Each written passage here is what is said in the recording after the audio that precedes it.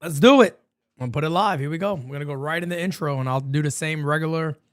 You are live coming up. Here we go. All right, intro time. You know the vibes out on this side. Yeah, you know the vibes. Been in this thing winning rings for a while. Put it to the test, I can win it in a trial. Ain't no need to flex, cause I know you see the style. Yeah, I know you see the vibes. Yeah, I know you see the vibes.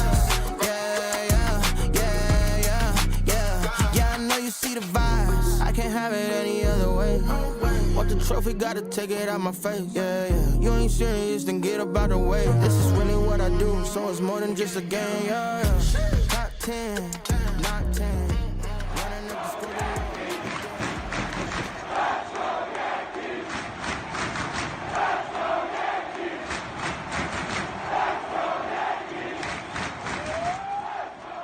Yo, this is the debut episode of the Bronx or Nowhere. We are live here on NYY Underground. I am your host, Christian, and I'm with my co-host, Kevin Cruz. Hey yo. Hello, Kentucky Fried Chicken, everybody. Tonight, how everybody doing, man?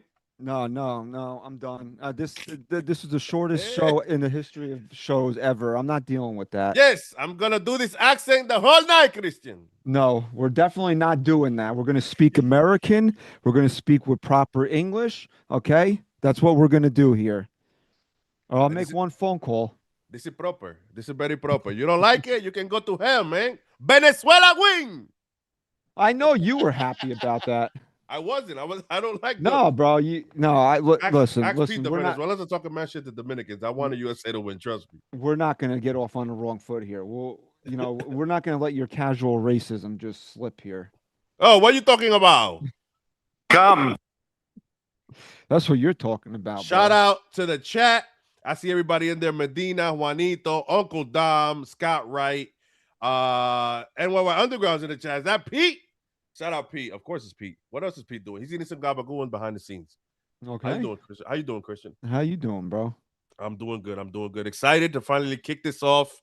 Right, we got off WBC. Now we can focus on the last final cuts for the roster and see what the Yankees are going to end up doing.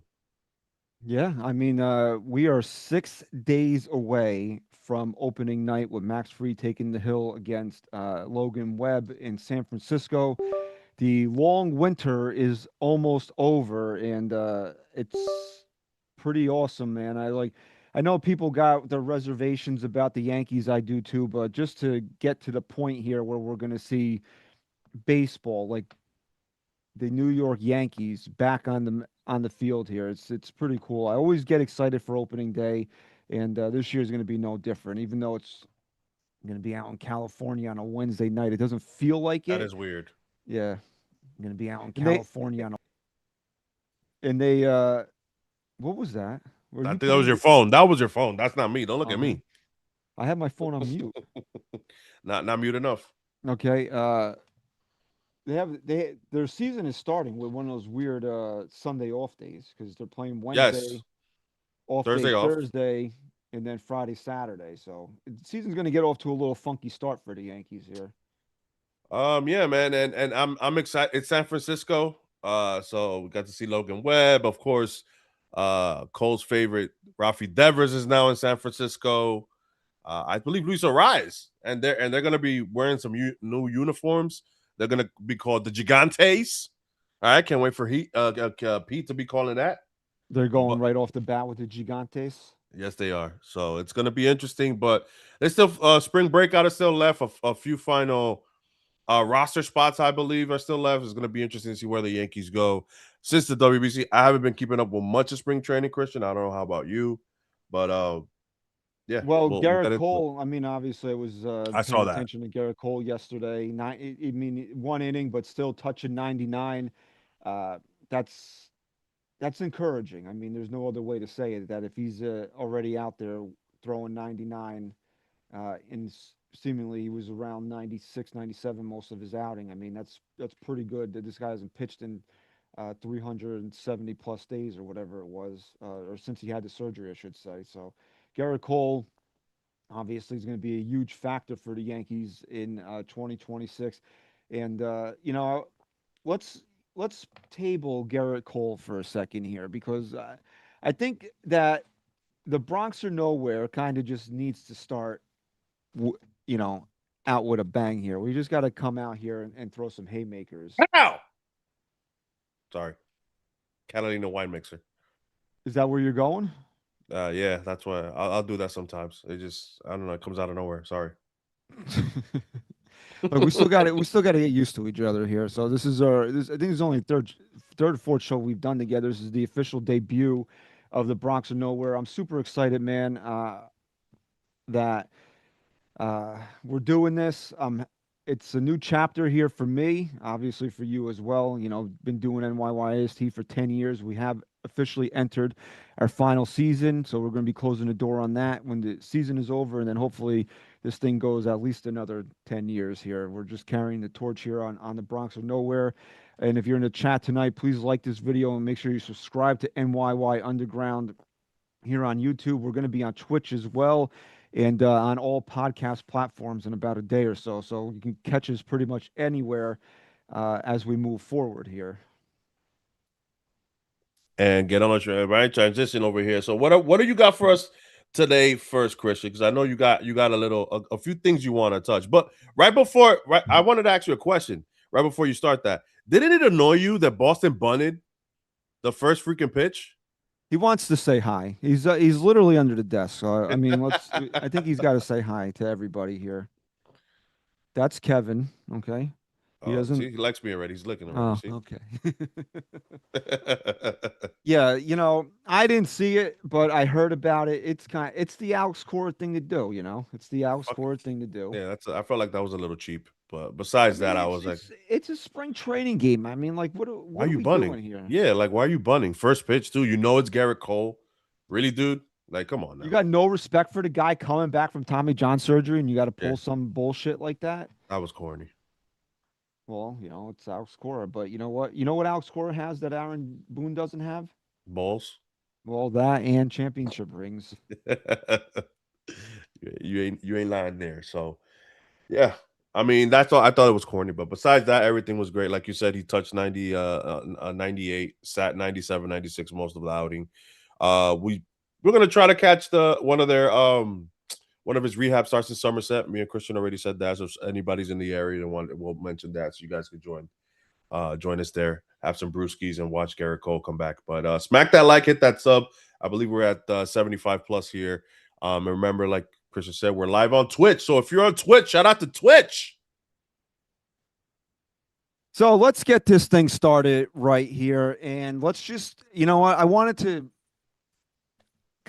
you know what? Because this has been eating at me for a couple of days now here. And this is a back and forth, right? This is going to be like a give and take situation here, and that's how I want it to be. But if I could just have the floor for like a couple of minutes here, because I really haven't had a chance to speak on this yet, okay? Because the last episode we did for NYYST was on Monday, so the game was Tuesday, and now this has just been, what the fuck is this dog doing, bro?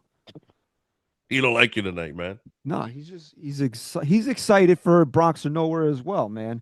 So it's been almost 2 full days of this, and now it's just sitting inside of me, eating a hole at my stomach here, and I can't take it anymore. And thank God for this show here, because I probably would have lost my mind if I didn't get the opportunity to express this here. We all know Team USA lost on Tuesday night. They did. The team as a whole did not hit. Okay, there was one man came up in the clutch, and that was Bryce Harper. Hit a big 2-run home run, got the game tied. Garrett Whitlock, and I want people to understand the absurdity of what happened in the 9th inning for Team U. For how do you call USA, it? USA, bro. For Venezuela. Like, I want you to understand the absurdity of this right now, because let me get the exact numbers here, because this is actually wild that this happened. That excuse me. I got it right here. So Luis Arraez walked to start off the 9th inning, right? We all remember that. Yeah. Luis Arraez has walked 117 times. 117 times in the last 5 years. To put that into context, Aaron Judge walked 124 times last year. Okay? That's what we're talking about here. That's how infrequently Luis Ariz walks. But, Garrett Whitlock walks them, and obviously that's a recipe for disaster. Okay? Nobody really showed up offensively for Team USA, but one guy has to shoulder all the blame for that, and that's Aaron Judge.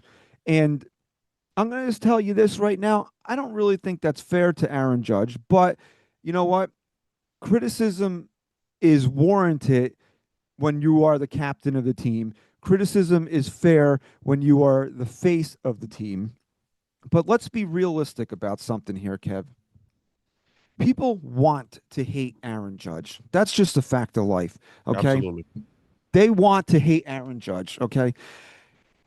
Aaron Judge did not come through for Team USA on Tuesday night. He went 0 for 4. He struck out 3 times. He grounded out in a key spot where he got a ball that if this game was played at any other time, people would have told you that he would have hit 450 feet, that they just want you to believe that Aaron Judge always comes up small in a big spot. Well, I know that's not the case. I've watched almost every single game that Aaron Judge has played in his major league career, and we know that that's not the case, that Aaron Judge does have clutch moments.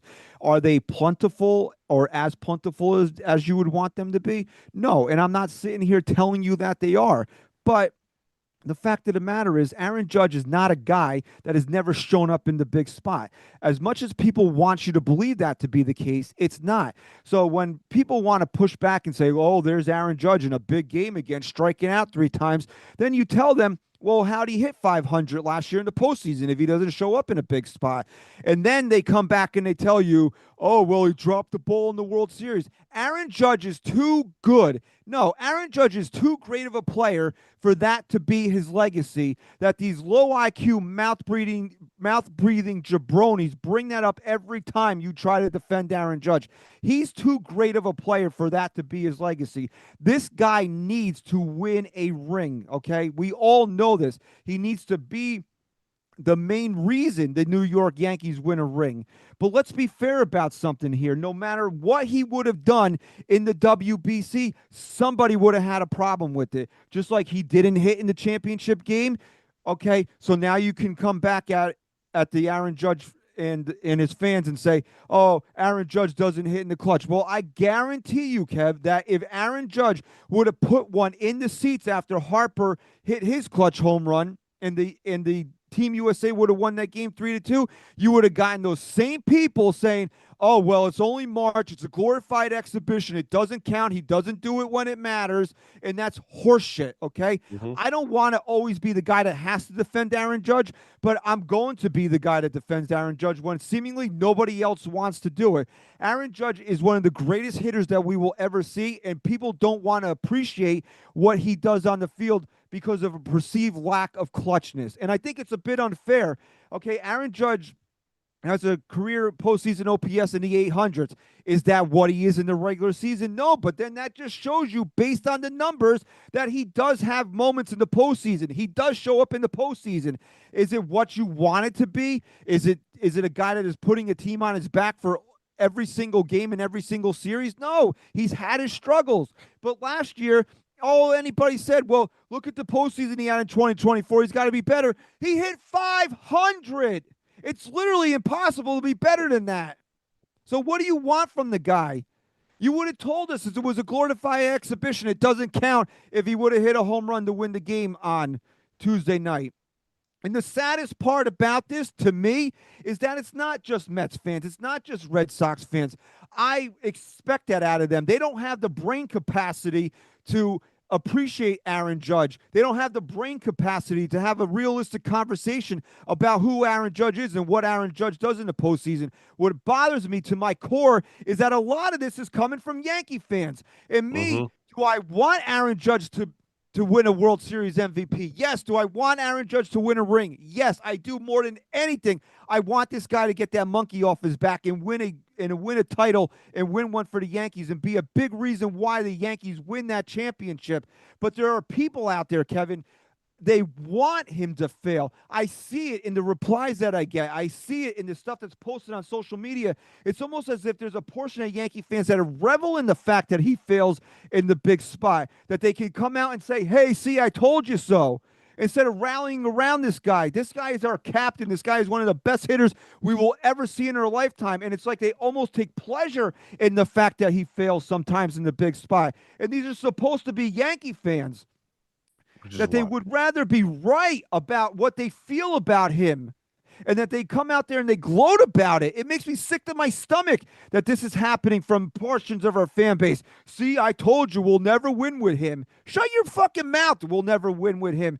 You know what? He has to win. He's got to get that off his back. And then when he finally does, Kev, what's the excuse going to be then? Because you know they're going to have one for it.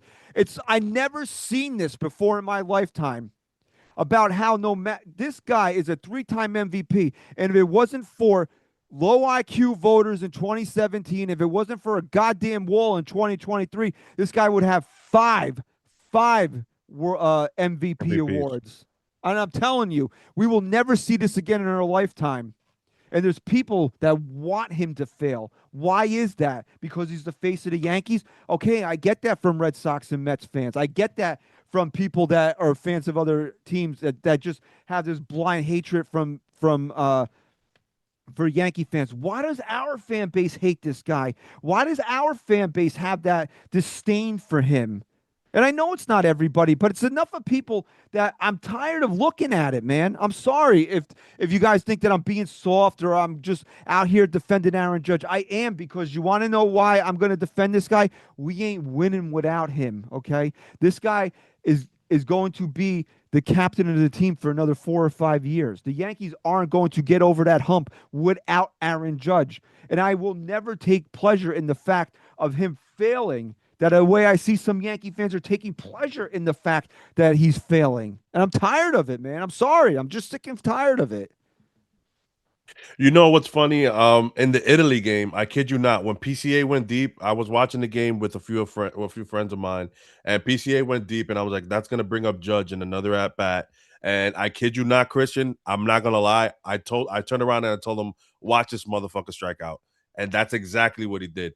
Now, I understand what you're saying. I'm not feeding into that narrative. I want to say a few things, because Bobby Witt Jr., who was supposedly going to Brian Kenny said that he would choose him, meaning Bobby Witt, over Aaron Judge in that year that they were battling for MVP. He went 0 for 3. He only had 1 hit after the pool play as well. Judge 0 for, Schwarber 0 for 3, Bregman 0 for 3, Roman Anthony 0 for 3, and he struck out at the last at bat. Will Smith 0 for 3, Terang had a hit, and Byron Buxton 0 for as well. PCA 0 for 2, and then Gunnar Henderson 0 for 1. Listen, does he deserve some blame for that game and for that loss? Yes, he does. But that is a lineup full of superstars and future Hall of Famers. They all have an equal responsibility to hit. You got to understand, if you watch baseball, if there's guys on base, you get pitched differently. If nobody's on, people pitch around you. There's no ABS. That first strikeout, I'm sorry, that was a ball, or looked like a ball. But now, I'm not making excuses for Aaron Judge, but this is also like, it's a WBC. He just went on from hitting 500, like you said, in the playoffs. So how can he not show up in the big moment if he just showed you he did? And not even that. In 2024, he had a big home run against Class A to tie it, even though they lost. And there's one, and he had a 400 on base percentage in the World Series. They weren't pitching to him. You can listen. The only thing you can do when you're Aaron Judge is either be ready for the mistake if the pitcher makes one, or take your walks, because they're going to pitch around them 9 out of 10 times. Toronto did that a lot. And when they didn't, he made him pay, like he did that home run once. And if not, he hit 600 in that series. I mean, this whole, like, it's a narrative. Aaron Judge, when he first came up, I'm looking at his numbers now. In 2017, he hit. In 2018, he hit 375 in the ALDS against Boston. Is that not hitting? What the fuck? ALDS in 2019 against Minnesota, 333. Is that not hitting? What are we doing? He literally he had a window of 2019. You could say a 2020, the 2023, 2024, where he struggled. If you go back and you guys look at Mookie Betts' numbers, he also had the same issue. So this whole thing that he doesn't show up in the playoffs, I'm sorry, the numbers are there. You can argue with a wall. I disagree. Does he struggle when the lights are bright? Sometimes, but he took that monkey off his back last time. So I don't want to hear that. And this whole trolling has just become like the people. And what's funny is Met fans and Boston fans deflecting the fact that Whitlock was the one who gave up the extra run. Boston. Roman Anthony struck out last swinging. Boston. McClain started the game, gave up 2 runs. Mets. So what are we doing? The whole team lost. Why does everything have to be about Judge? It's frustrating, man. So I agree 100% wholeheartedly. Like, listen, I don't understand it from our fans talking shit about Aaron Judge. This team would be nowhere near as good as it is without Aaron Judge. Aaron Judge takes care of a lot of issues for Brian Cashman. I think looking at his numbers, by far his worst postseason run was in 2022. But I also kind of give him a pass for that. Like, maybe I feel like I have to defend him, and that's why I'm doing it. But I kind of give him a pass for 2022 with the 62 home runs. Kev, he carried that team into the postseason. He took 8 grocery store workers and literally dragged them into October that year. 7 grocery store workers and Josh Donaldson. Well, Josh Donaldson can't even. He's too. Was he? I can't even, bro. Rizzo, DJ LeMahieu. Wasn't that a lineup? Jesus Christ, bro. What are we doing? But like at some point, man, like somebody has to shoulder the load with him, and that happened in 2024.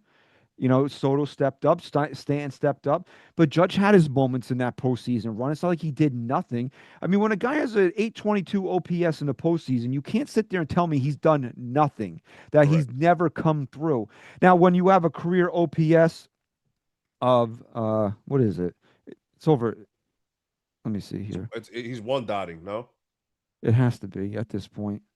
He has his career OPS of 1.028. Yeah, I mean, when it's 200 points under your career OPS, people are going to look at it and say, well, he's not who he is in regular season. Well, look, man, nobody's who Aaron Judge is in the regular season. I mean, Aaron Judge is godly in the regular season. Like, we don't see what he does in the regular season. But, you know, 822 or whatever it is, if the Yankees had 6 guys in their lineup that had an 822 OPS, they'd be world beaters. They would have probably a world championship under their belt with Aaron Boone here. The problem is they don't have hitters like that in this lineup.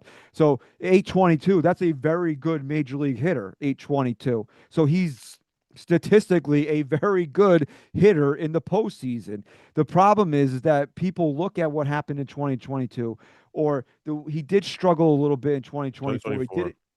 He did have some clutch home runs in that postseason run. And they don't want to give him the credit for what it should be. Like, Kev, you look at 2017, man, he had an OPS over 1,000 in that ALCS. That's what I'm telling you, man. If you look at that, 2017, 2018, 2019, he hit. So, I mean, he had a brief time with 2020 with COVID, 2021, the wild card we lost. And then, like you said, the home run year, I knew I wanted him to try to get that earlier because I knew that was going to carry on to the season. And I was early in the content game when that happened. And and I believe I don't know if I was talking to Pete, but I remember saying, like, this shit it's stressful. You see how stressed he was to Cal Riley didn't get it. Why? Because once you hit that 60 mark, all you do is think about breaking that record. So. Oh, yeah, that's another guy, bro. We didn't even mention him. Benched in the championship game. The MVP, the guy that was supposed to be Aaron Judge, did not have 1 hit in the entire WBC, but missed 2 handshakes. Get the fuck out of here. We got a super chat from Slim Lewis Guitar. Slim Lewis Guitar. Hey, yo. DeRosa made Boone look like La Russa. Okay. Yeah, I mean, DeRosa did. I mean, I say for that game, I don't know how you feel, Christian, but for that WBC game, I feel like he shouldn't have sat Gunnar. That was the guy that I was like, you don't sit your hottest hitter. Gunnar was lefty. I know it. I mean, honestly, I don't prescribe to that theory unless the numbers dictate it, but I knew what they were doing. Brendan wasn't doing shit. That's true too. You know, and that's another thing we look at, right? I get it; it's a championship game, but Judge for some reason, never hits Eduardo Rodriguez. He's like 5 for 35 off of him in his I career. didn't even know that. He So there is you go. he's atrocious. That's if I would have told you, No, you would have never believed it. But nope. I had heard that. I think the last time Eduardo faced him, that I saw those numbers pop up, and the first time he struck out, I was like, he never hits this guy. And I looked it up, and he's like 5 for 35 against him. I would never think that he would have the stuff to baffle Judge like that. But that's another. It was a matchup that wasn't in Judge's favor either. I No. mean, not that, again, it's not an excuse for him, but look, the fact of the matter is that the Yankees need Aaron Judge, and they need Aaron Judge to be Aaron Judge in October, and he did that last year. And you see the importance of other people stepping up and helping out in October, because the guy hit 500, and it wasn't good enough to even get to a game 5 in the division series. Yeah, and that was my whole thing. He was taking what the pitcher gives him. If it was out, he wasn't chasing. He was locked in, and that's what you expect from Judge.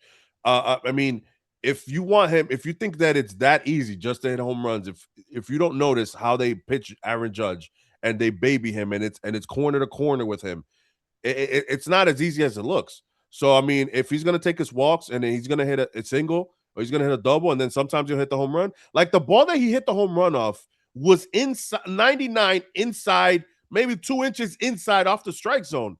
So and he didn't get jammed up. That's impressive. He was like, shit, if this is the only thing I'm gonna get. So that's my whole thing. If you don't sometimes look or dive in or be objective about things, then I don't know if I want to have a serious baseball conversation with you. I understand there's so many trolls, but come on. That home run he hit against Toronto, it's literally a statistical impossibility. It's insane. It's insane. 99 inside like that, and you turn on it and you pull it like nah, bro. Like, come on, man. It's not even on the plate. It's not even exactly. On the plate. Exactly. Those are the pitches Trevino used to love. We chopped them into double plays, but I'm sorry. You know what, man? That just bothers me when it's our own fan base. Like, if I see it's a Met fan, you know what? You're a jerk off, and I just keep scrolling. Or it's a Red Sox fan, and I was like, okay, well, you eat cum-colored chowder, so I don't care. I keep scrolling, you know. But when it comes from our own fan base, I'm like, I don't understand that, how you could be so like almost giddy that this happened, because it fits your narrative. I've always come on here, no matter in what fashion, since I've been doing podcasts for 10 years now. And I always said, if I have a take on something, it's a negative take for the Yankees, and it means that they don't win, but the opposite happens and the positive outcome happens and it leads to the Yankees winning, nobody's going to be more happy to be wrong than I will be, because above all else, above being right, I want the Yankees to win. So right now, like, let's just say Trent Grisham, for example. I'm super down on Trent Grisham. I don't think he's going to come anywhere close to replicating what he did last year. But if that son of a bitch goes out there and hits 35 home runs this year, and it helps the Yankees get back to the postseason, guess who's going to come on at whatever show I'm doing and saying, I am so glad to be wrong about that, because he helped the Yankees win. I don't want to be right about shit like that. What does that get for me? It gets me friggin' agita. I don't need more agita in my life, okay? I want the Yankees to win. So when you go out there and you're almost giddy about the fact that Aaron Judge struck out 3 times and had an offer in a championship game, what does that do for you as a Yankee fan? I have to question, do you even really like this team? Like, this is their best player. This is the best player in the friggin' sport. Shohei Ohtani can kiss my ass, all right? So when he struggles, why do you get enjoyment out of that as a Yankee fan? Like, what do you get? Honestly, I would love to know, what a Yankee fan actually gets out of watching Aaron Judge struggle. I think it's just the time that we're living in. A lot of the fans, like I said, especially in social media, a lot of these fans are young. They haven't seen much, and they live off trolling, and they rather be right than anything else, which is, to me, it's corny. I mean, at the end of the day, everybody has opinions. If you're right, you're right sometimes, and sometimes you're wrong. That's how it works. Everybody has baseball takes, opinions, and stuff like that. This whole narrative of, I'm gonna go back and look at a tweet from 5 years ago that you reacted live at a game and quote tweeted and say you were wrong. That's the level of corn of herbism. If you're from New York, you know what I'm talking about. There's a bunch of herbs on the internet and a bunch of cornballs. That's all they do. So it's like it's sad to see that. And then the crash outs too, that they go out. We're never going to win with this guy. I don't know. Like, what are you talking about? How bad would the Yankees be without Aaron Judge, man? Like, this is what I'm trying to tell you guys. And it's like we almost forget what happened after he ran into that wall in 2023. It's like we forget how unwatchable that baseball team was after Aaron Judge missed that big chunk of the season after he got hurt in 2023. Fucking Dodger Stadium, piece of shit wall. Well, going back to LA this year. Going back to Cali, but yeah, man, I think it was a little. They went off. He of course he was trending when people should be trolling the entire lineup. If we're being honest about USA not hitting, and they went ahead and they went after Judge. I feel like it was corny. Also, let's not forget that he hit a nuke dead center that Julio just made an insane play. That ball that Judge hit had a 993 expected batting average. I know people don't like expected stats, but Julio made an insane play on it. So it's like, again, that would have been another home run for Judge. Well, in the last he's not. Games, but this is another thing. This is okay. He's not clutch. Well, if he doesn't nail Julio Rodriguez at third base, does Team USA even get to the finals? it was Machado, but yeah, I mean, sorry, it was Tatis. Sorry. Oh, Tatis. I'm sorry. He did that, Tatis, and he did it to Joey Ortiz in the Mexico game as well. He threw out two guys at third in this WBC. Made a nice diving play on Soto as well. So it's like his defense was there. That matters because if you notice, the DR didn't run after that. Oh, that completely changed the game. Correct. Completely changed the game. So again, if we're gonna be objective, let's stop put the trolling aside. But these people, they cannot have an honest baseball conversation. So sometimes, like Pete likes to say, I don't waste my time arguing with dumbasses on the internet, because that's exactly what they are. A bunch of cum chowder, or whatever you called it, whatever they eat.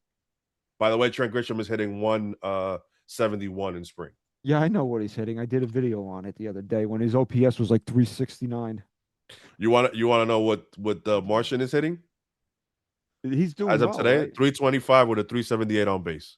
They haven't officially made a decision on him though yet, right? I don't know. No, I don't know what they're gonna do, man. How do you send this kid down when Grisham is hitting the way he is? But I don't know.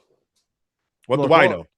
Look, all I want to do is I just want to wrap up this conversation about Aaron Judge, because until he wins a championship, it's going to keep popping up. And if, God forbid, he strikes out to end the game with a runner at second on Wednesday night, they'll say the same shit about him again. But can you criticize him? Yeah, he's not above criticism because he's the captain of the Yankees. He's the best player in baseball, and he doesn't have a championship. So it's fair to criticize him. I'm not saying that. I'm not saying that at all. Okay? I'm just saying be fair in your criticisms about him. And the fact of the matter is that somebody like me and somebody like you that watched this team in the 90s and watched Derek Jeter and Jorge Posada and all those guys should have more angst towards Aaron Judge than some of these kids that are barely out of diapers, okay? What did you watch this guy? What did you watch win? I mean, honestly, Correct. And then, you know what? The other thing that really pissed me off is that there's people with large platforms that I watched and listened to for 2 weeks try to tell you about how unimportant the WBC is, and it's not. My God. Because the championship game peaked at 12.1 million viewers. They got 4.5 million viewers for the championship game 3 years ago. Okay, so it just tells you that people were into this. Okay, and it was outdrawing the NBA Finals. So okay, that's another thing. That they were telling how unimportant it is, how nobody cares about it, about it's a glorified exhibition. Okay, well, if that's how you feel, you don't get to use this as a check against Aaron Judge not being clutch, because you just told me how unimportant it was. If it's a glorified exhibition, what the hell do you care what anybody did in this friggin' thing? Exactly. It's March. But and I want to say something about that. It's really annoying because that's what they would have said. If he would have hit a home run, it would have been a glorified exhibition, whatever the case may be. But it's like everybody saw what the WBC is this time around. I've been talking about the WBC since it started, and then since 2017, since social media really and the 2013 team and all that good stuff on Facebook Yeah, just age myself. But listen, the WBC is great. I mean, the Dominican team put themselves on the map. Now that X allows you to translate, I saw so many Japanese tweets talking about this Dominican team that my feed was full of it, about how they love this team and they wish they would have won. They want this team to play forever. Like, it's what it is. It's an exhibition of cultures, the way that everybody plays baseball. If you're criticizing how these guys play baseball, you can go get the fuck off your lawn and go mow it or whatever the fuck you want to do, because it's the farthest thing you are from reality are the people that are still arguing play the right way. These guys are silly. Everybody said, "Oh, I guess dancing doesn't get you wins, right?" Well, I guess being businesslike in air quotes and saluting and showing your flag on your shoulder doesn't do anything either. At the end of the day, baseball's going to baseball. People play different ways. So this is what the WBC is. This is why this finals was bigger than the last one, including Japan that has 123 million people. So this tells the MLB that the WBC is working. All right, because and I've tried to tell this a bunch of times. Venezuela, you have the entire Latin American community watching this final with USA and sprinkled in maybe other countries, right? But again, this whole bracket thing that they did, they got to fix that and let this thing rock. And this shit is never going to be in July. I don't want this. I don't know how you feel, Christian, but I don't want this shit in July. Well, that's what I wanted to transition to, is that, and I posted this on X, and it kind of took off a little bit here, that I said that we knew going into the game, it was reported that Mason Miller was only allowed to pitch in a safe situation. And Mark DeRosa said that even meant, like, tie game, ninth inning, he wanted to respect the Padres' wishes, that only a safe. Go ahead.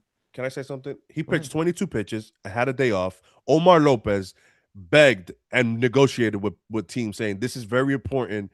That trust me, let him pitch an inning. Let him pitch an inning. If Mark DeRosa would have at least told the Padres, listen, I understand, great, but is there any possibility since he has a day off, can he come in a tie situation since we're the home team and we can walk? Like, you have to negotiate something, even if it was 10 pitches, 50 pitches, something. That was the negotiation, save situation only. That was corny. All right, I'm just stating facts here. We're not giving opinions. The Yankees said no on Bednar on Tuesday night. He was out. Okay, what's his frigate? How do you say his last name? The closer for the Cubs. Palencia. The Cubs said to Venezuela no, and then he negotiated for save situation only. Ken Rosenthal reported, like, two other guys on Team Venezuela, that their managers or their major league clubs said no under any circumstances. So you had 6 key relievers affected by their major league clubs in this thing. This is why the WBC will always be a flawed tournament, because there's no perfect way to play this thing. It's spring training still, okay? So you're going to have clubs that are going to be overly protective of their starters, of their bullpen guys. And people really argued with me that just because Paul Skeens was allowed to throw 90 pitches in the semifinal, he was going to do it. I'm like, there's no chance in hell that's going to happen. No. The guy could be fucking... Do you know who Steve Nebraska is? No. You never saw The Scout? No. All right, find it and watch Steve it. Nebraska, that's a funny He name. was the original Shohei Ohtani. It's a comedy with Brendan Fraser and Albert Brooks. It's about the Yankees find this guy in the Mexican League that can hit home runs and pitch. Yeah, pitch. And he's got, like, super bad anxiety, so that the only way that they promise him the only way he'll pitch that year is if they make it to the World Series, and the Yankees are like dog shit that year, but somehow they make it to the World Series. So then he has to pitch, and then he throws 81 pitches in the game, perfect game, 3 strikes every batter. Oh wow! What the fuck? Yeah, it's a stupid movie from, like, the mid '90s, but it's still fun. But anyway, he could have Steve Nebraska the fucking Dominicans, and they still would have taken him out in the 4th or 5th inning. Like, they're not going to be allowed to push these guys. It's just not going to happen. And we could say whatever we want about it, but that's just the way it's going to be, okay? And is there a perfect time to play the WBC? And there's really not. No. Because, that tweet that I was just talking about, right? People are replying, we'll play it after the World Series. How are you going to play the fucking WBC after the World Series? Yeah. How is that going to happen? You want the superstars. I would say that you'd want the superstars to sign up for this thing. Okay, so now you mean to tell me that after playing 162 games Plus at 30 playoff. at 34 years old, Aaron Judge is going to be like, yeah, I want more baseball now. Or you got a No. guy like Paul Skeens that plays for a dog shit organization, and what's he going to do for a month? Seriously, what's he going to do for a month? Listen, I unfortunately and fortunately, like, because we have the WBC, it's still good. I feel like, but it's gonna be where it's at right now. Because if any injury happens, it's the beginning of the season. You still have 2 months, and then the guys come back in May, June, early June, maybe if any small injury. But if it's July and you're in a playoff race, you don't want none of your guys to go. You don't, because if you lose a guy a month and a half in the spring, and then you're getting him back in September, you lost your chances. So no, it's not gonna happen. We know that Chicago's going to be better this year, but they're not going to probably be a playoff team. They just lost their starting catcher. But they're still going to Kyle Teal. He's still going to be back. Late Mid-April? May. They said May? 6 to 8 weeks. It's oblique. Hamstring, I thought. Oh, okay. So they said 6 to 8 weeks. Okay, that sucks, but you still get him for 4 months of the season. You're right, Kev. I mean, God forbid something happened to Jazz Chisholm at the All-Star break, and the Yankees lost him. They're not going to want to do that. No. And then that's another thing. First, you can't play the WBC in its current state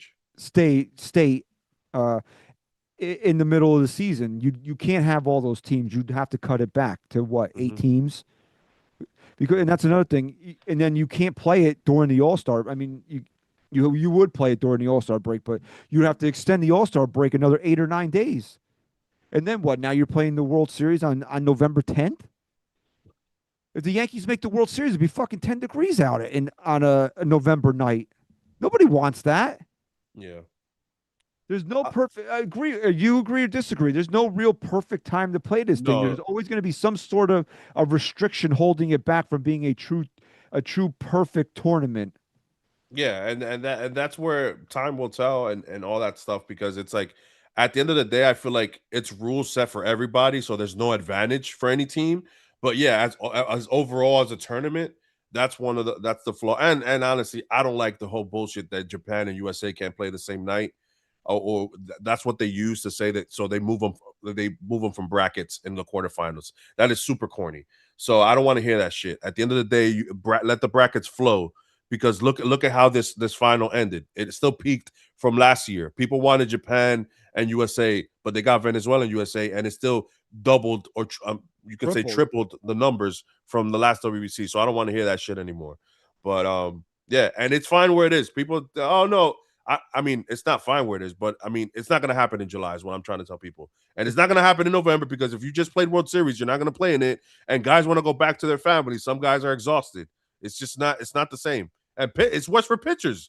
You're going to throw 160. Let's say you're a new pitcher, McLean. You throw in 160, 170 innings. You think you're going to go play another 20, 15 innings in the WBC? Hell no. Not even that. You throw your 160 innings because it's the Mets. He's going home on September 30th. And then what? The Mets are just going to be cool with you ramping back up to go play in another competition? No, you're not going to get the level of participation in November that you're getting right now, because, like you said, you got guys that are older. What do like an Aaron Judge? When is it more advantageous for Judge to play in this thing in friggin' November, or missing spring training games? Or like the same thing, we take a Paul Skeens or Tark's. Fuck Tark's school, bro. That whole situation pissed me off. You take a Paul Skeens, for example. What's he gonna want to rather do? Miss spring training games, or after putting in a 200 inning workload, throwing 32 games, sitting on his hands for 4 or 5 weeks, waiting for the World Series to end, and then for the friggin' WBC to start. And you can't even start. You wouldn't be able to start the WBC the day after the World Series. You'd probably give it a grace period to let everybody calm down from the World Series. It just Correct. It doesn't work. It doesn't. The only time that it really does work is now, and we just have to live with it. Because Yep. to me, this was a lot of fun, man. This It was. I want the WBC. I do. I liked it. I enjoyed it. I was watching games that didn't even involve Team USA. That's how much I enjoyed this. That I was just trying to catch anything that was on. If I was, flicking around the channels looking for something to watch, oh, Team whoever is on, bam, watching it. It was good baseball. It was enjoyable baseball. I mean, the Team USA DR game, man. I I know, people might think this is crazy, but compare it to any Yankee postseason game that I've watched over the course of my life. That's intensity wise, it's right Yes. there. It was a phenomenal game, except but a bad ending. But it doesn't matter. It still was a phenomenal game, and that's what the WBC is. You because the thing is that listen, the All Star game is cool, but we know they don't really play for anything there. So I mean, it's about them having fun more than anything. But the WBC, there is like the Latin countries, Japan, Korea, they take it seriously, and maybe you like. Listen, I think it's not that USA didn't take it seriously, but it just is a show that they care about it as much as the other guys. So, and I think that might change now. But two finals appearances losing, so that might change for USA. But man, it was fun. And then it amps you up for the season. I can't wait for the season to start. You know what I'm saying? So it's like, man, the only thing I think would have been nice is that if opening day was fucking Saturday or some shit like that. You know what I'm saying? WC's over. 4 days from now, we get everybody back. But no, we get it next Thursday or Wednesday, Wednesday. and it's on Netflix, which is going to be interesting to see. And yeah, man, can't So wait. let's transition back into the Yankees here a little. You want to transition? Okay, I see you. Come. Are you done? What we talking about? So we found out today that Carlos Legrand was sent to back to minor league camp. He won't be breaking camp with the big league club.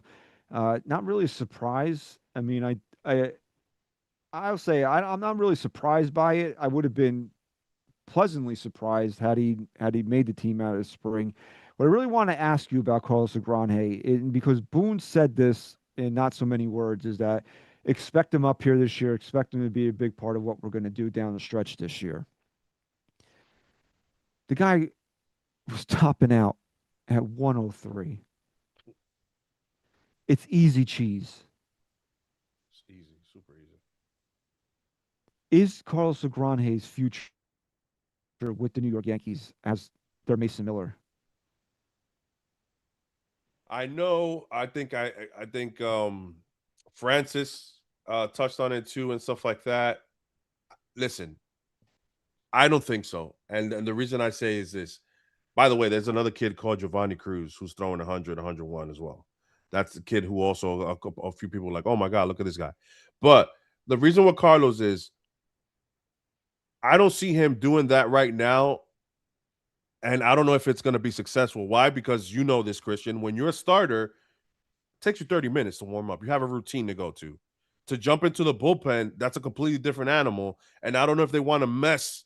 And I wouldn't want to mess with that right now. Whatever he's doing is fucking working. I don't want to fuck with anything that's going on. This kid might be. We're talking about Cam Slitler, and Carlos Lagrange, Elmer, and Max Fried and Garrett Cole. Probably the last Garrett Cole in his twilight years. That's the rotation that we're possibly going to get in the next couple of years. That looks very, very promising, especially what Cam showed us last year. So I know you can feel the way you feel, but I do not want to see this kid in the bullpen. I don't want them to fuck or touch or tweak anything. Whatever he is doing now is working.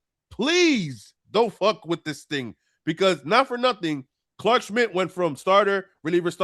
Now you're going to be a reliever because we need you now. And now you're a starter. And then not saying that led to his injuries, but I mean, Clark hasn't really been able to stay healthy. I'm not. Well, he had Tommy John in college. The Yankees drafted him while he was recovering from Tommy John. So, I mean, he just seems to be that type of guy. He's an injury-prone type of guy. Yeah, but I don't. Like I said, my main thing. I think the bigger case study is what happened to Jabba Chamberlain. Joba rules, or Jabba. But if they decide that he's a reliever, he's a reliever. That's it. We're done. No, that's if like he's too wild or he can't get past the 5th inning, 4th inning because of some reason he gets wild or whatever, then yeah, then if that's the case, yes. But I don't think that's what's going on right now with him. He's cut his walk rate a lot since, and he's looked great in the spring. I mean, so I mean, imagine having a guy like we're talking about Mason Miller as a fucking starter. This is what we're talking about. I'll tell you this: whatever San Diego gave up for Mason Miller wasn't enough. You think? Come I on. wanted that motherfucker so bad too. The Yankees were apparently in on it, but the price tag got too high. Yeah, I mean, shit. Look at him. I mean, Jesus. But But the allure of a guy that throws 103 coming out of the bullpen, I mean, it's there. You can't say that it's not. no, that was a good question that even Paul Skeen said. Like, I don't know how people hit him. I don't know how he has a 2 ERA. Like, I really don't. Like, I saw some of it during the DR in the 9th inning. Okay, he could get a little wild. Perdomo put up a phenomenal at bat against him. Like, he's fouled off 2 pitches, 102.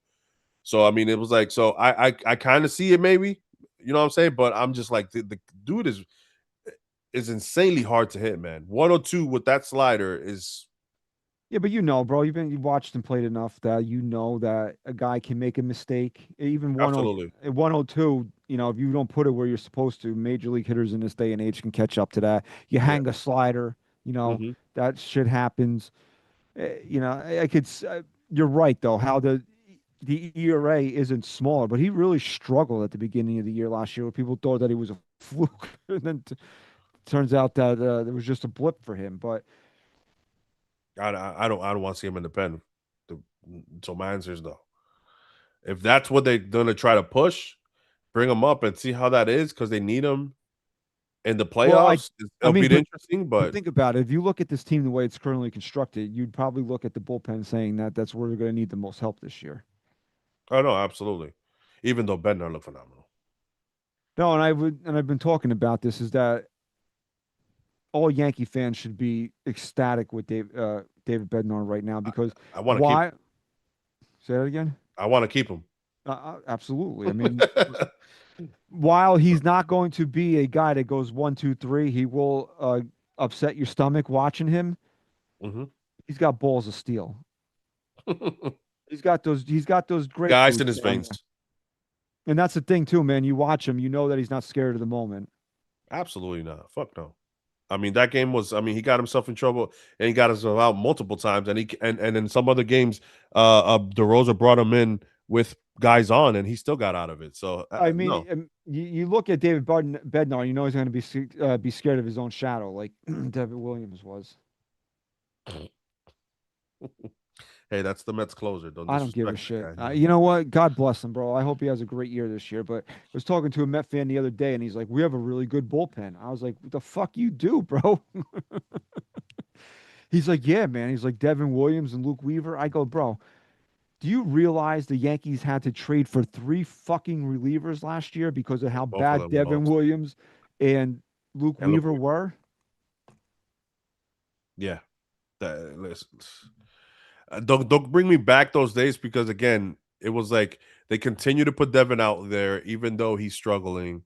And that's something that the Yankees they do. Like they did it with Clay Holmes. Like they'll continue to just put guys out there and see if it like, oh, yep, he blew a save yesterday. Let me bring him out right away the next day or the day after in a safe situation to try to snap out of it. And sometimes these relievers get the yips. So I mean, it's like that's I don't know, Yeah, and then but when Bednar got here, it was funny how Williams was all of a sudden much better because the pressure was off of him. exactly, he became a great setup guy though. He was nasty in the 8th. Well, I think that was the Mets' initial plan, and then they got cute with Edwin Diaz. Yep, and that happened. But but listen, him, Bednar, Doval, Fernando Cruz. It's gonna be interesting to see what else like Winans and the other couple of guys that they got. The kid from Colorado, I forgot his name too. I'll tell you right now. Hold on. But Angel's yeah, it's gonna be interesting to he see. got sent down today. He got sent out too. Yeah. De Los Santos has a 0 ERA too again. Is he pitching good again? We got some De Los Santos magic. But Only threw 6 I innings. don't think the Yankees bullpen is very deep once you get past those three guys and then Timmy Hill. And they're going to need to be deep early on in the season here. Boone's going to wear the shit out of this bullpen early. I mean, absolutely. That's kind of his MO a little bit. Let me see who were the guys on the other one, but because again, guys, I've since the WBC, we've been a little. I've been a little. Can we talk about Weather's outing a little bit? Are you concerned? We know Aaron Boone's not concerned. He said that he's healthy and the stuff is there, and he doesn't really care about spring That is training true. results. No, I mean, the way I look at it is this, is that we know the Yankees are trying something different with him. They're changing, didn't they say they're going to change the shape of his fastball and they wanted to work on some of his off speed stuff, right? When Hmm. he came over here. I mean, yeah, it's concerning. A guy that it was really the only big league addition that you made to the team this year has an ERA of 11. But again, if this is what spring training is for, it's for working on things. And if the Yankees are trying some different things out with him, then I'm not overly concerned with it. It's going to remain to be seen how this plays out during the course of the season. Boone did say that he's going to be in the rotation starting the season.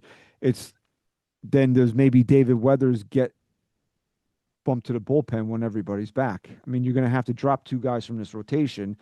We know You know, we know. Warren is going back. Yeah, So that's the thing. Warren. This is the thing with Will Warren, though, and I like Will Warren than a lot of more than a lot of other people do. I think Will Warren is a very good back end of the rotation pitcher. I really do. I think he's got the stuff to be a 4 or 5 in this league, and more times than not, he gives the Yankees a representative outing. I mean, there's times he's absolutely gotten his doors blown off, but I think more times than not, he's been pretty good for the Yankees. And what do you do with him if okay, Rodon's the first guy back, and you say, okay, Warren, are you going to stick him in AAA? I mean, what's the point of that? What does that do for Will Warren? What does that do for the Yankees? Will Warren's stuff doesn't translate out of the bullpen. So I mean, and I was hearing things about Luis Hill too. So it is going to be very interesting. Once have they said what's the timetable for like realistically for Cole? Is it They're still May? look no, they're still looking at early June. That's what everybody's still saying. Wow, they're not going to push him at all. I wouldn't either. I mean, I don't know, but I thought he would be ready mid-May at least. I mean, honestly, if the Yankees really needed him, I bet you he could probably take the ball in 3 or 4 weeks. Yeah, and then if that and Rodon is early May though, right? No, the Or Yankees they think. had a setback. No, I last I heard is late April that they think he can be back. Fucking awesome. So I mean, Rodon's the first one back, and then okay, Will Warren. I mean, it's just do you what does it that's what I'm saying. Like you look at the way this roster is constructed right now, and would I have gotten starting pitching at in the offseason? Yeah, I wanted Tatsui Ime. I wanted them to go get Freddie Peralta because this is a deep rotation, but it's also a rotation with a lot of question marks in it. Garrett Cole is coming back from Tommy John surgery. Cam Schlittler has not pitched a full season in the big leagues. Max Fried rang the bell 30 times last year, but he's also a guy that suffers from blisters and misses a start here or there throughout the course of his career. Luis Hill is a fucking injury waiting to happen. I mean, really, if you look at it, and Carlos Rodon's coming off of surgery. I mean, when you really look at it, the most reliable, least amount of questions around him guy is Will Warren. yeah. He's And already built. He's already built up. You already kind of know what he is. I didn't even know, bro. He has 20 innings. That's why I was looking at 20 innings pitch. He has a 1.77 ERA in the spring. He's been really good. And tell me what you think about this. I would have explored trading Luis Hill in the offseason. Or deadline. It depends. I don't know. I mean, I wouldn't want to trade him when his value is down, but if he's like in the mix in the middle of the year, if you're gonna trade him in the offseason, I think you might want to see what you could get for him in the deadline. That's just me. But I mean, I wouldn't discard it. No, because now it's like you got other guys that are ready. I love Luis Hill, but he is a little bit inconsistent. So this is gonna be a really important year for him to see if he's gonna stay in pinstripes. Don't you kind of know what Luis Hill is at this point, though? Do you feel like you know what he is? I think a lot of fans think that there's more there. To me, and this is why I used to get into arguments with people because they're like, "Oh, he just won the Rookie of the Year in 2024." I'm like, dude, he's been around for fucking 5 years. He made his major league debut in 2021. It's not like he's some new guy that they just called up. We've been watching Luis Hill pitch for 5 years now. He's a guy that he's a guy that gets hurt. I mean, we joke about John Carlos Stan, but Luis Hill pencil in an IL stint right now. Yeah, he's the Dominican and Clark Schmidt. And yeah, I mean, I like Clark Schmidt, but you're Is there right. anything? Is there any word of Clark since that's your guy? I'm asking. They're saying the Yankees think they can get him back in late August. I'd be stunned if we saw him this year. Late August. Jesus Christ, what a lemon! And to me, Luis Hill, he's just not a guy that's ever commanded the strike zone. No, there's always been control problems with that. I mean, again, he was so good in this Rookie of the Year season. So I don't know if we've seen the best of Luis Hill yet. I mean, I I'm think still I don't want to say that's that fine if you feel that way. I mean, there's nothing wrong with that. I mean, but I just feel like if you're gonna trade him in the offseason, why not do it at the deadline, depending on what the team is and what we need, bro? Because it's like, what are you gonna do in the offseason? You know what I'm saying? Like because now the that's what I'm saying. narratives are out about him that his fastball velocity is down and that he's had a That terrible is spring. concerning. So that's why I would you trade him before you get to spring. I didn't say trade him now. Trade him before you get to spring. Well, I don't know. Let's how what where is this fastball now? 95, 96? They said it was almost like a full mile an hour down from where it was last So year. 98, 97. But again, like, is that because it's spring training? Could See, I be. can't get too worked up over some of this stuff in spring. I think you're working up yourself here. How am I getting worked up? I wanted to trade him. I wanted to trade him in fucking February.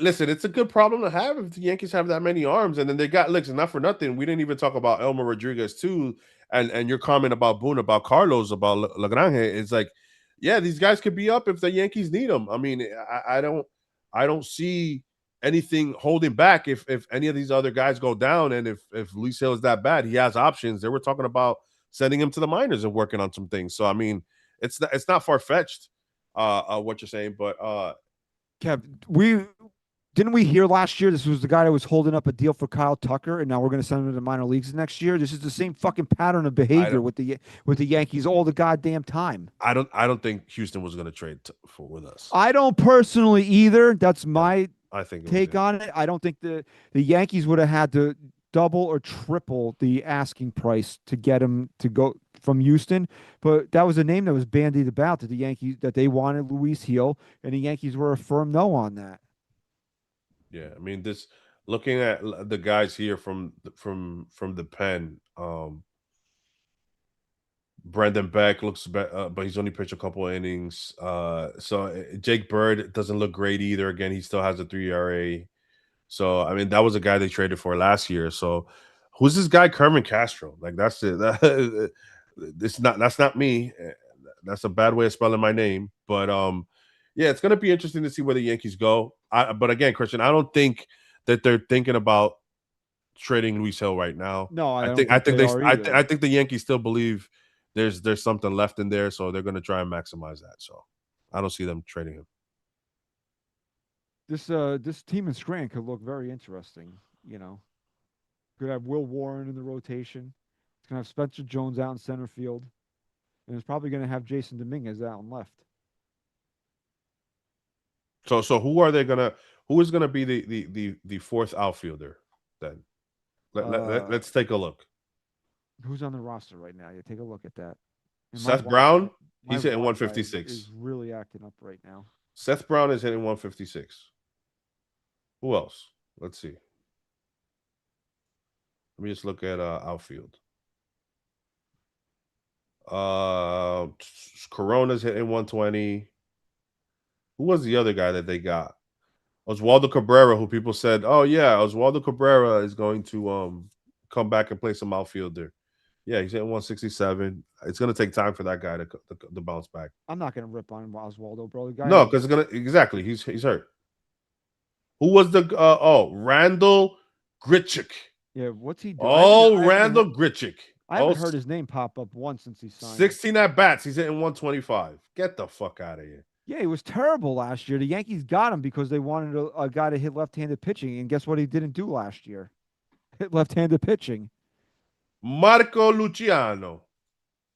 And it's not that type of Marco. So, no, he's hitting another guy's hitting sub 100. All these guys that they have suck. All the scraps that Brian Cashman tried to bring in and say, yeah, we're going to go with this to fix, and the Martian is going to go and get more reps. They all suck. So I'm sorry. The Martian has to make this team. I don't want to hear anything about reps and none of that bullshit. He can play 4 times a week.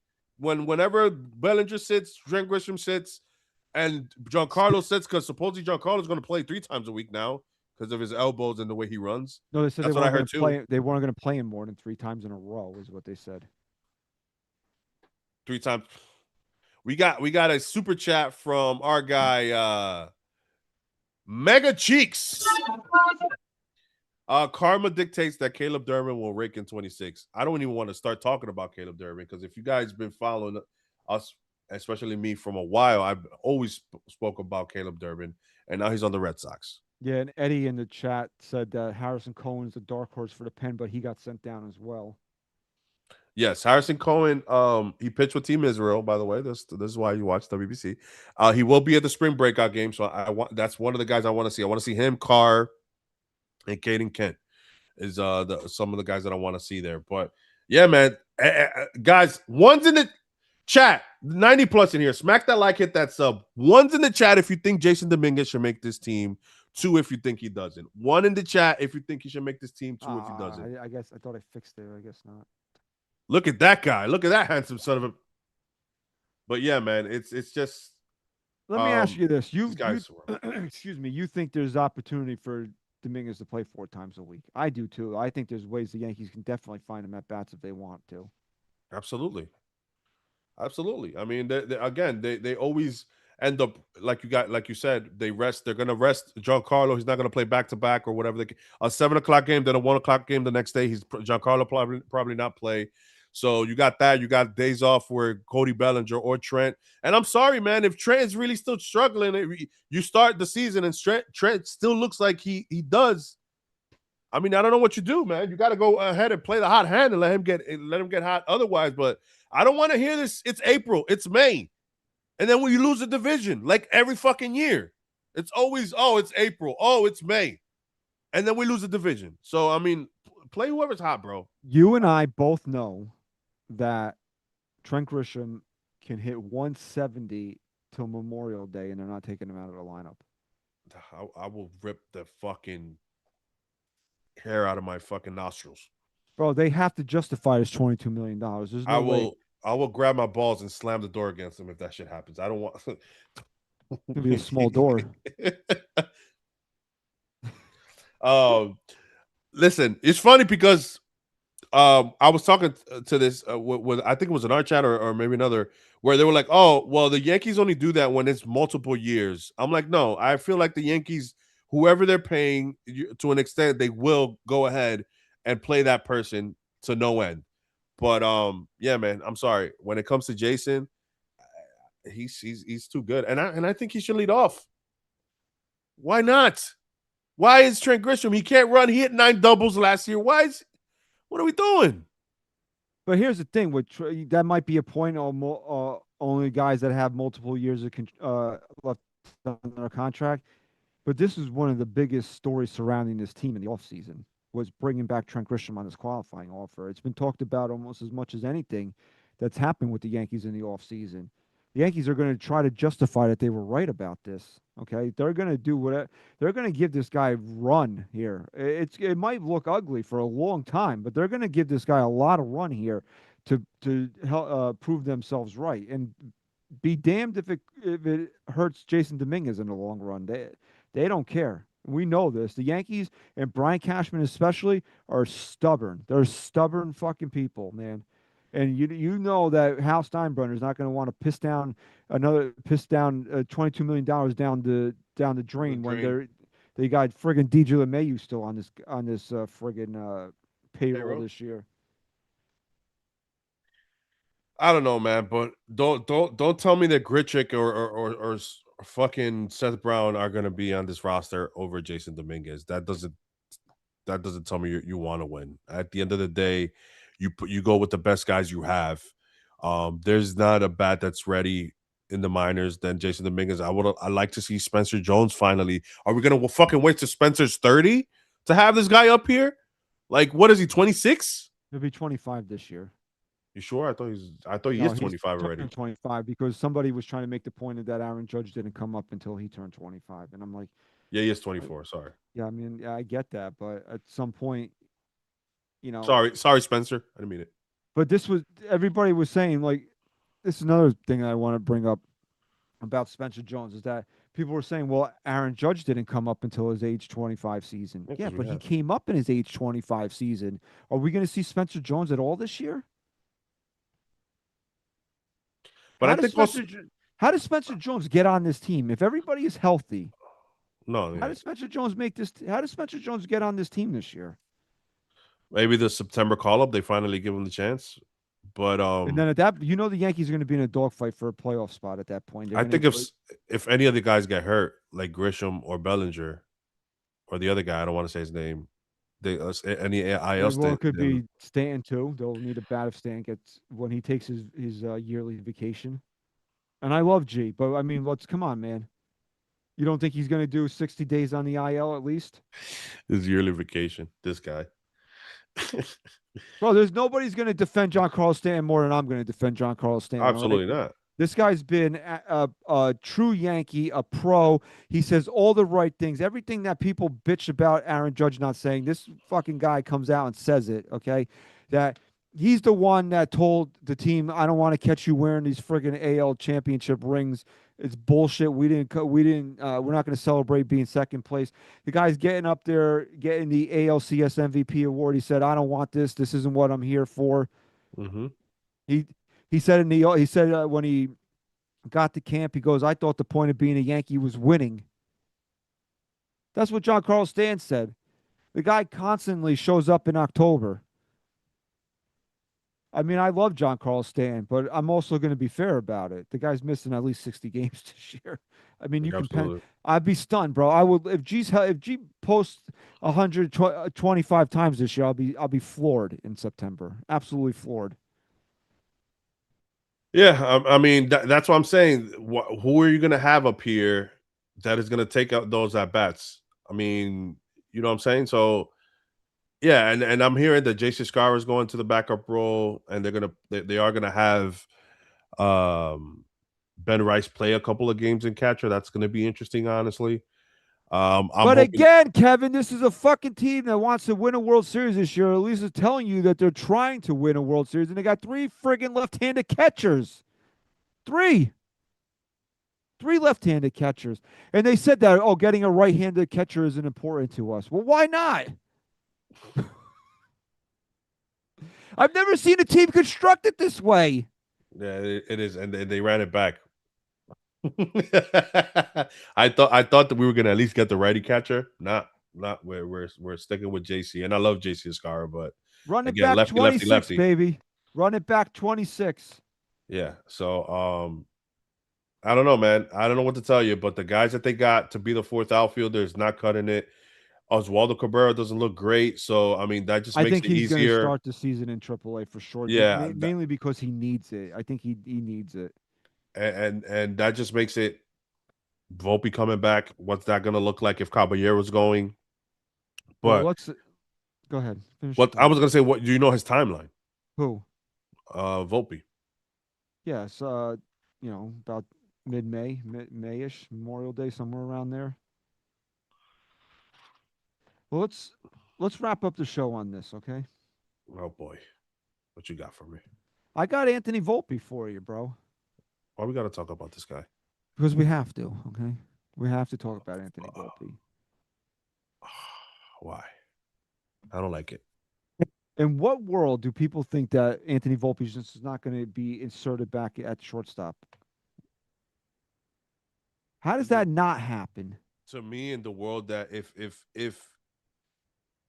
Jose Caballero has a 700 .01 OPS. No, Volpe shouldn't be in this lineup. no. There's a difference between shouldn't be and will be. There's a difference. And if he between has an on base percentage of 300, he should not be. Volpe hasn't been able to do neither of those.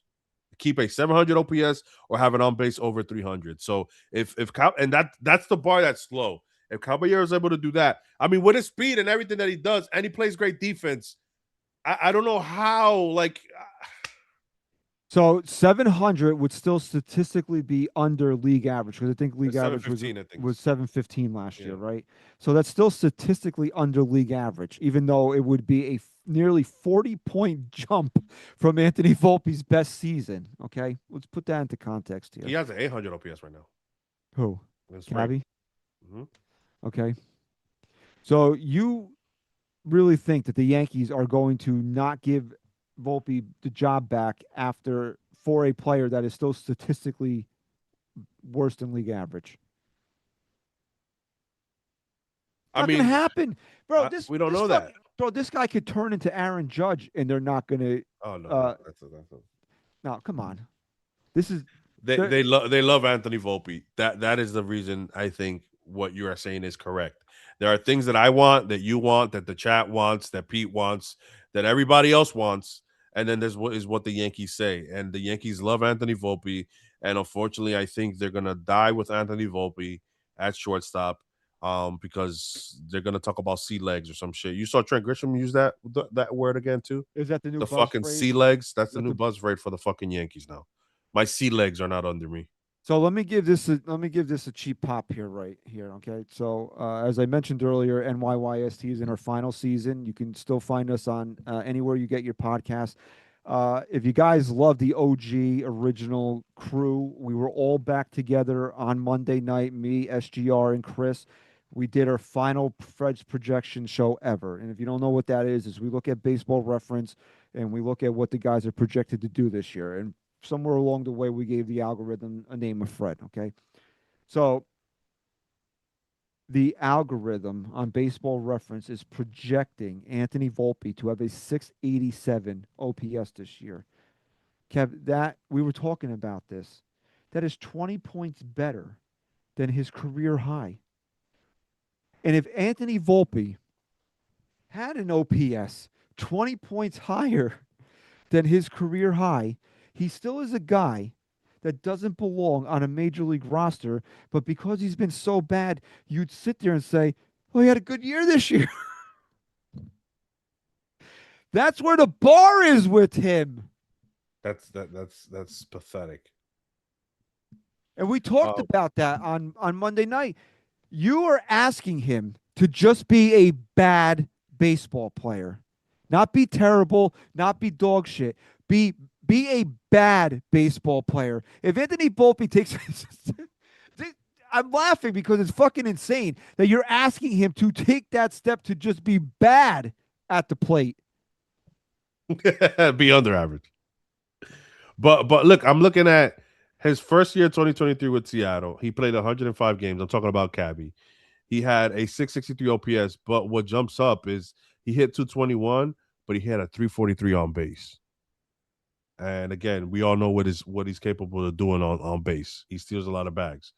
So he ended up with a 92 OPS plus, something that Volpe's never been able to do with all his home runs. And then last year he ended up with a 94 OPS plus, where he had a 339 on base percentage with an OPS of 686. But again, that's because he gets on base. And Volpe is 20 home runs or 18 home runs, whatever he hits. So I don't know. Pick your poison. I don't know. What will you rather have? I think that I'd rather have Cabby. But it's going to be interesting to see what the Yankees end up doing. Plus, all that Anthony Volpe always plays 155 plus games a year. Cabby's only played 104, 105.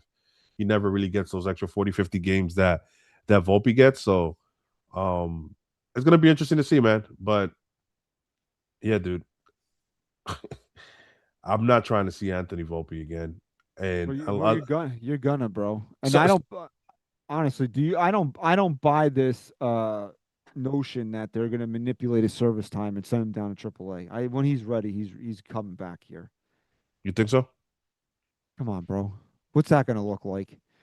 Name a player that the Yankees have been more stubborn about than Anthony Volpe. Clint Frazier, no, I'm just like, no, Anthony Volpe. I Bro, mean, he's the guy in the poster with Judge, bro.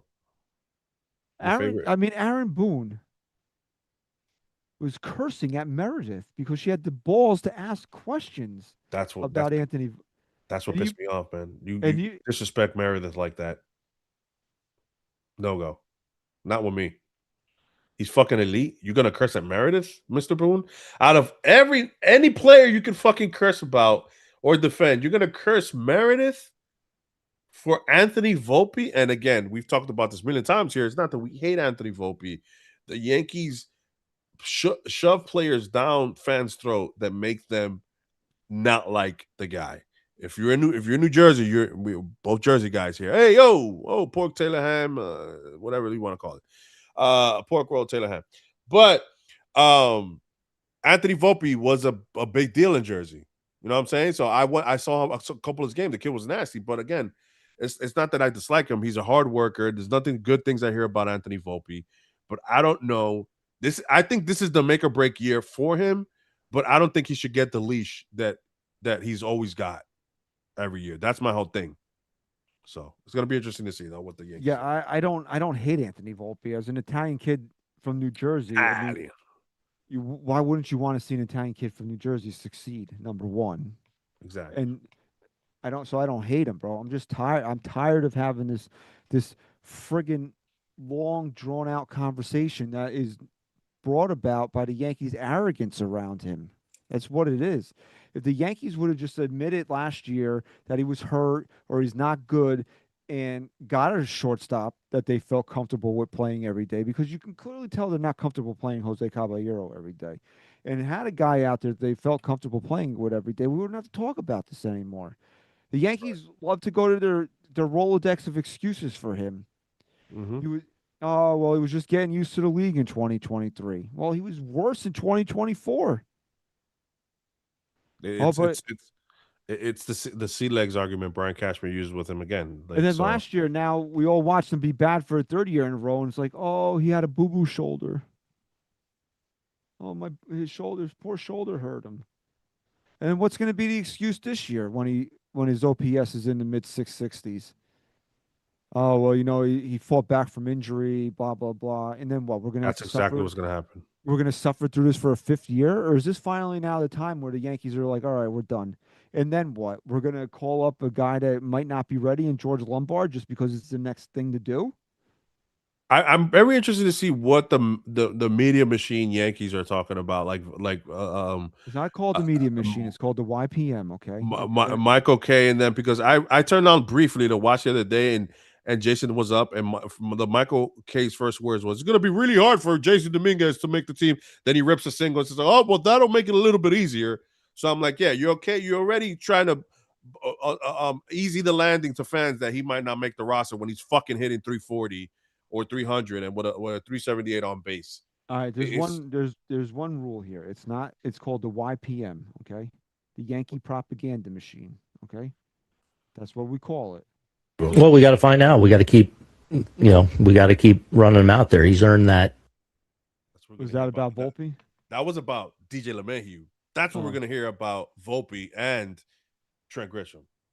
Well, Trent Grisham for sure. I mean, come on now. We know this. They're not gonna admit failure on either one of those two guys. The Yankees will actually do something detrimental to the team winning if it means that they'll have to admit failure on something. Yeah, but we will see. Will the Yankees still surprise us? By the way, have you seen how TJ Rumfield and how Oswald Peraza is hitting? They're both tearing up the cover off the ball. No, Peraza, is he? Yes. My cousin. Yes, he was hitting. Last I checked, he was hitting 300, like 315, with a couple home runs. Oh, because my cousin is a big Peraza guy, and he texted me that he was struggling. So I don't know. Maybe he's got bad information. He probably does. I wouldn't be surprised. Okay. I'm trying to see here. Anything else you want to touch on before we head out? No, I mean that's pretty much it, man. The Yankees are going to be in San Francisco on March 25th, so it's 6 days from now.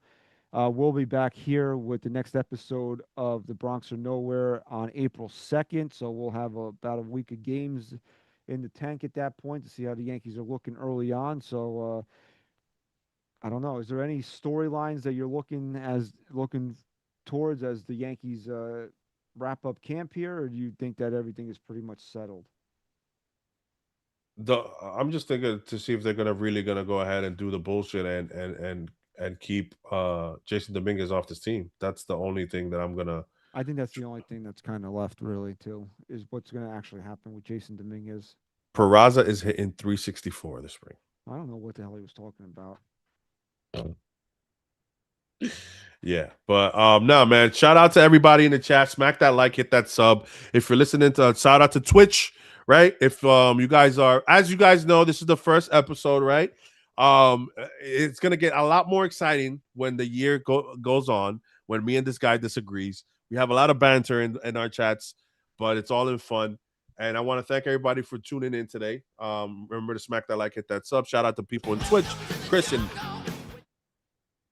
We got Gabagool. But is there anything last words? I'm good. You're good? I'm good. You take us away. Oh, thank you. I'm glad that I have your permission for that, okay?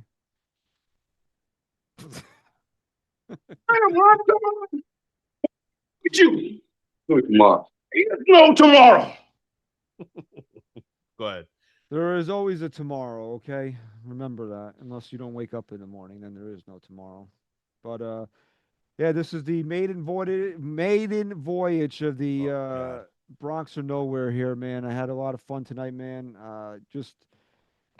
We're just getting things started here, and like we said, man, the next time we'll be back will be April 2nd. There will be games to talk about, and I'm excited for the start of the season.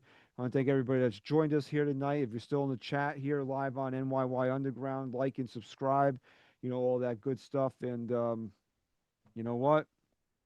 I haven't thought of a good way to end this show yet. So, Kev, goodbye. Thank you, guys. Peace out. Hey, we outside. Yeah, we out. Yeah, we out. Looking at the view from the top. Get into the bed, don't stop. Get into the bed, don't stop. Better catch up, cuz we out. Look, I ain't skating through unless they talking 8 figures. Said I dream too big, about to do it way bigger. I'm the boss when I walk through, straighten up a sitter. I ain't never had to tell them, but